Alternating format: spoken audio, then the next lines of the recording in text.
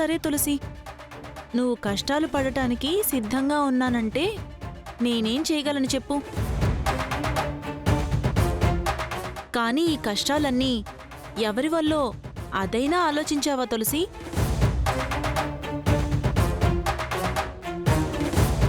ప్రతి స్త్రీ కష్టం వెనకాల ఒక పురుషుడుంటాడు.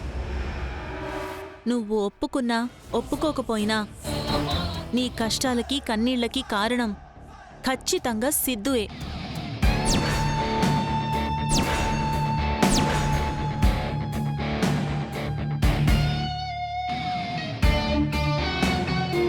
నిన్ను దక్కించుకోవడం కోసం ప్రేమ పేరుతో ఒక అమాయకుణ్ణి బలి తీసుకున్నాడంటే సిద్ధు ఎంత దుర్మార్గుడో నీకింకా అర్థం కావట్లేదా తులసి?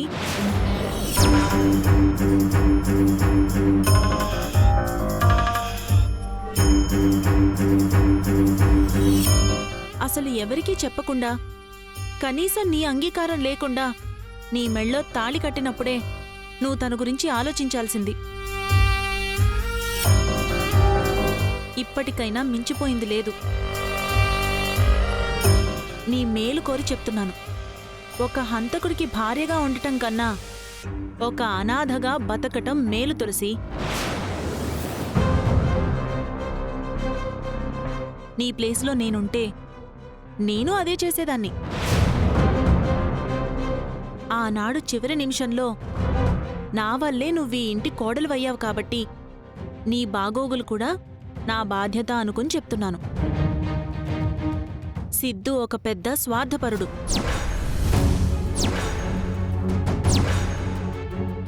ఒక నరహంతకుడు.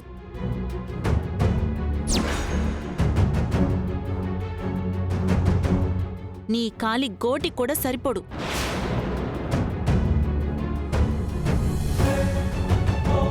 అతన్ని వదిలేశావంటే తర్వాత నీకన్నీ హ్యాపీ డేసే.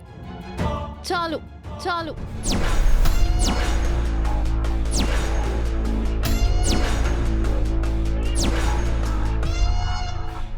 ఇక చాలు.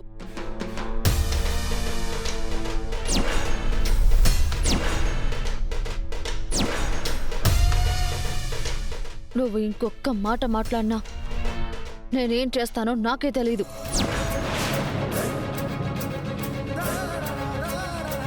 నా భర్త గురించి తప్పుగా మాట్లాడినందుకు నీ 2 చెంపలు వాయించాలనుంది. కానీ ఆగిపోయానంటే కారణం నువ్వు నాకంటే పెద్దదానివని కాదు, ఈ ఇంటి పెద్ద కోడలివని. ఇదేంటి సడన్గా అపరకాళి అయింది?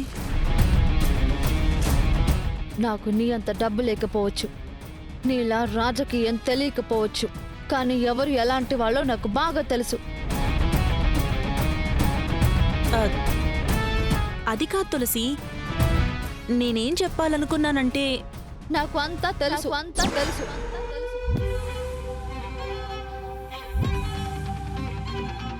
కానీ ఒకటి గుర్తుపెట్టుకో, మా ఆయన తప్పు చేయలేదు.